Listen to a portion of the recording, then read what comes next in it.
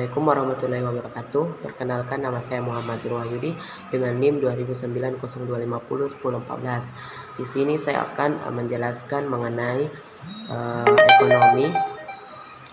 tugas ekonomi mengenai proses kegiatan ekonomi nasional, pemerintah dan perekonomian nasional, serta masalah investasi dan sumber daya investasi.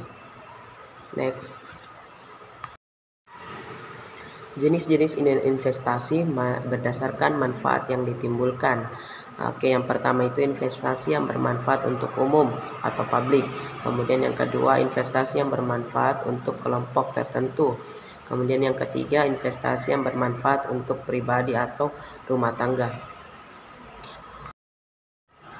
Oke, perbedaan antara investasi publik atau public investment dengan investasi swasta adalah kalau investasi publik itu negara atau pemerintah serta kebutuhannya itu untuk masyarakat, sedangkan swasta adalah untuk masyarakat atau pengusaha yang digunakan untuk menghasilkan laba. Nah, investasi publik itu atau public investment itu dari negara atau pemerintah untuk memenuhi kebutuhan masyarakat.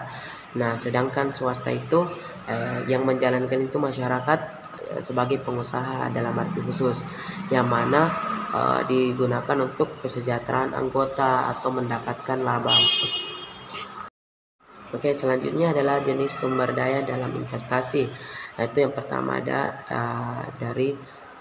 dua, yaitu makro dan mikro. Kalau makro itu ada SDM atau sumber daya manusia, SDA atau sumber daya alam, dan SDB sumber daya bangunan. Kemudian ada mikro, itu ada SDM atau sumber daya manusia, kemudian penguasaan kekayaan fisik dan non fisik. Kemudian apa sih alasan yang dilakukan untuk kerjasama antar negara dan pemerintah? Nah, ada 4 alasan. Yang pertama, untuk memenuhi kebutuhan dasar atau kawasan ya, dalam artian regional ya. Kemudian yang kedua, meningkatkan aktivitas ekonomi. Ketiga, memperbaiki kualitas dan kuantitas dari pelayanan publik yang di dalam kawasan tersebut. Kemudian ada yang terakhir itu mengoptimalkan pemanfaatan sumber daya yang ada di dalam kawasan atau dalam regional tertentu. Kemudian yang selanjutnya itu penyebab dari bond refunding, suatu perusahaan yang menarik obligasi lebih lama. Jadi itu disebabkan karena penurunan tingkat bunga yang tajam dibandingkan beban biaya bunganya. Jadi lebih banyak biaya yang dikeluarkan daripada pendapatan bunga. Oke, selanjutnya itu bentuk-bentuk kerjasama. Ada 8 bentuk kerjasama. Oke, yang pertama itu bangun, kelola, sewa, dan serah. Kemudian ada bangun, sewa, dan sewa. Bangun terus sewa, kemudian menyewa lagi. Yang ketiga itu bangun, jadi kita membangun, terus kita menyewakan dan diserahkan. Kemudian ada membangun, mengoperasikan, dan diserahkan. Kemudian ada kita membangun, lalu mengelola untuk kita miliki. Lalu yang keenam ada membangun. Yang keenam ada membangun lalu menyerahkan. Kita hanya membangun lalu menyerahkan ke pemiliknya. Kemudian ada kita membangun lalu kita menyerahkan dan pemiliknya yang akan mengelola.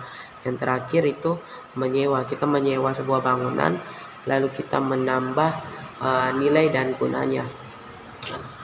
Oke, contoh kasus itu yang pertama itu diketahui GNP ya dari negara Z itu pada tahun 2021 senilai 300 triliun dan pada tahun 2020 senilai 280 triliun.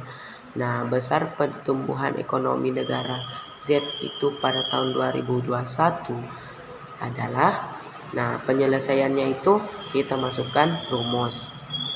Nah, Nah, bagaimana rumusnya? Rumus dari pertumbuhan ekonomi itu adalah GNP tahun ini, tahun sekarang, dikurang dengan GNP tahun sebelumnya. Terus dibagi dengan GNP tahun sebelumnya. Jadi harus dikali 100%. Nah, contohnya itu di negara Z ini. Nah, pada tahun 2021 itu kan 300 triliun.